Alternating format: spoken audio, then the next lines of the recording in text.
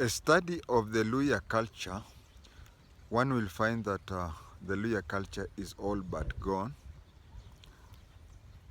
The only culture that is remaining among the Luhya are two. One, there is circumcision, and two, there is funeral. But everything else they have undertaken the Kenyan culture. By Kenyan culture, I mean the culture is so similar across the country that you cannot specifically direct it to one tribe. But when I'm talking about this, we can say that the Maragolis among the Luhyas, they have adopted a Christian-influenced culture that you find that the Luhya culture is almost gone. Maragolis are just like Kikuyus in that you cannot find, it is really hard to find the pure Maragoli culture. It is so much influenced by modernity and religion. Another tribe that has been influenced by religion is the Somalis. Somalis are so intertwined with Islam that it is really hard to identify a particular issue that you can say this is a Somali tradition. So among the Luhyas, as I said, most of the traditions are gone. They have only adopted a Kenyan tradition, except of two, circumcision and funeral. I like the way Luhyas have adopted the circumcision tradition. It is something that they have put modernity and the past together. They have intertwined it so well that it fits. It neither leans towards the modernity and neither does it lean towards tradition. It is hapo katikati. I have issues with the Luhya funeral tradition.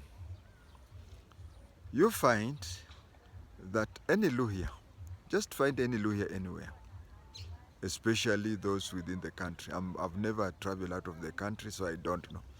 But find any Luhya within the country. He or she is always talking about funeral. Hujajenga nyumba nzuri inayofanana na matanga. Watu wakikuja, ukikufa, watu watapata nyumba namna gani? Oh, hii nyumba, hii boma, tulienda matanga, hatukukaribishwa vizuri. Oh, this and that. Life is centered about a funeral program, which at most will take a few days. Are you living for something that will happen in a fraction of a second? No, you should not. Actually, you spent 80 years, and so you should not worry about something that will last 8 days. When a funeral comes among the Luhyas, especially the northern Luhyas, northern Bukusu, Kabras, Tachoni, Bunyala, and the surrounding sub-tribes, that is where, the tragicomedy starts. One thing, look for any Luhya who insists on a traditional funeral. Ask him. You know, social scientists, you look at it, you ask yourself questions, you inquire, you want to know ABCD, but you find them saying, zamani mtu akikufa ng'ombe ilikuwa inachinjwa. You find them saying, zamani mtu akikufa wanaasha moto for 40 days. Zamani mtu akikufa nyumba ilikuwa ina bomolewa. Zamani, but when you try to ask them and when you try to compare them with today, they do not understand. For example, zamani mtu akikufa ng'ombe ilikuwa inachinjwa. Now, and they just slaughter a cow or a bull just because zamani mtu akikufa ng'ombe ilikuwa inachinjwa. But why was ng'ombe ichinjwa? Why not 40 mbuzi? The reason that a man, an elderly man, they would slaughter a bull was that we did not have coffins.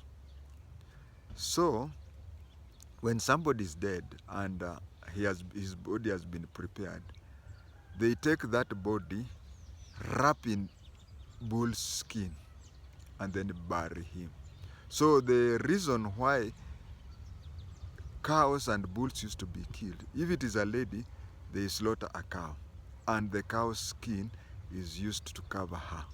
That is the clothing she will use in the grave. And if it is a man, it is a bull, and the bull's skin will be used to. So when it comes to killing animals, okay, today, if you look at it, if you have to go to the butchery and buy meat to feed all those people, you find that the meat, it would be more costly to buy meat from a butchery than slaughtering. So previously it used to happen that. And previously, people used to stay and light bonfire at a funeral for 40 days. Why? It used to be for 40 days because people used to be buried in shallow graves and hyenas would come and plug off the body. So what they used to do is that they would light the fire there for 40 days so that if the hyena wants to come during the night, they see fire and they run away. After 40 days, the body is so much decomposed that even the hyena would not want it. That is why it used to be 40 days. And some of the burials used to be 3 types. You could lie in an animal skin, as I've said, and be buried in a shallow grave. It is only medical people who have now come and said somebody should be buried 6 foot under. Those days it used to be so shallow. That is 1. 2, there was a system where if you are a person of my age and above, you would be buried in a grave while seated.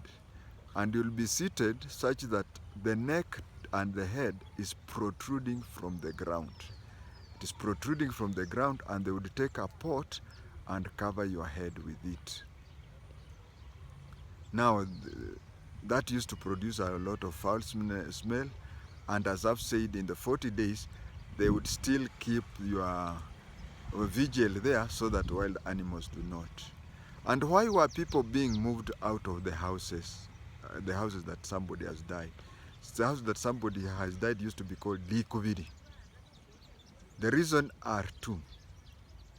1, a person of my age and so on used to be buried inside his living room. So the house becomes a grave. Now look at Dr. Newton Kulundu. He had a house like a Lavington house in Bunyala area. But when he died, that house had to be dismantled to honor tradition. The other thing, the houses were cheap, mud plus grass. And so if the house is mud or grass, you just move out and it collapses on itself. Now we are having 2 things. We are having graves that are cemented. I can tell you, less than 20 people alive know where my grandfather's grave is. My grandfather, whom I was named after, I am one of the 20 people who know where the grave is. And if I have to look for the grave, I have to do some coordination from a borehole. There is a borehole that my brother Richard, so I can move from there and move to a place and say this is where the grave must be. Nowadays we have cemented graves. Now we have land that is shrinking. Now we have so many things. Why? My grandfather had land of over 3,000 acres. Some he gave away, some they were sold, some were so and so. My father ended up with 31 acres. We are 5 sons. We ended up with everybody 6 acres, except one of us had 7 acres, who is not me, of course. Now, I have 4 sons.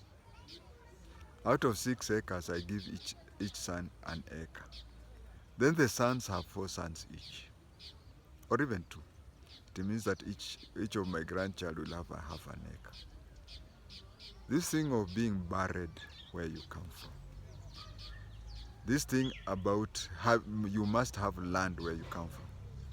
I try to talk to my siblings, whereby if we would have collected everything that belongs to my father and put them together, we would have found at least 10 acres out there. And then we would have convinced one person to go so that we have more acreage. For those who can do maths, we do that. So that is the essence of this. And then there is also the other problem, ladies in a funeral. We have two types of ladies in any family. We have ladies who are from that family who are married elsewhere. And then we have ladies in this family who are married into this family. Now, I don't know what enters Luhya women when there is a funeral. Ladies who are from this family and married elsewhere will come first and look for a very good house. They would want to treat people from, and you see, especially if they are married to Luhyas, you'll find that she will want to go back with a good name. Oh, lady so and so, when we went for a funeral in her home, we were well treated. So she will put pull all stops and make sure that they receive the best accommodation, the best feeding, and the best whatever. That is a lady from this family who is married outside. Then there is this lady from outside who is married into this home. She will also make her house out of bound for anybody except her people.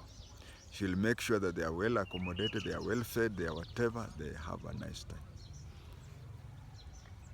Sometimes when we talk, we are branded names. I'm told your mom is a Kikuyu. You want to import Kikuyu traditions here. Kikuyus have no traditions. If you ask any Kikuyu, they don't know their tradition. The Christianity has swallowed them like the Maragolis. What happens is this. In Kikuyu, feeding, accommodation, or anything is done in a central place. I buried my 40-year-old friend. I mean, we have been friends for over 40 years. He's a Maragoli, Henry Mungasia. We buried him just 2 weeks ago. He's a Maragoli, nobody was given any priority. All mourners are mourners. We went there, we lined up like anybody else, we were treated like anybody else, because Maragolis and Kikuyus have one principle.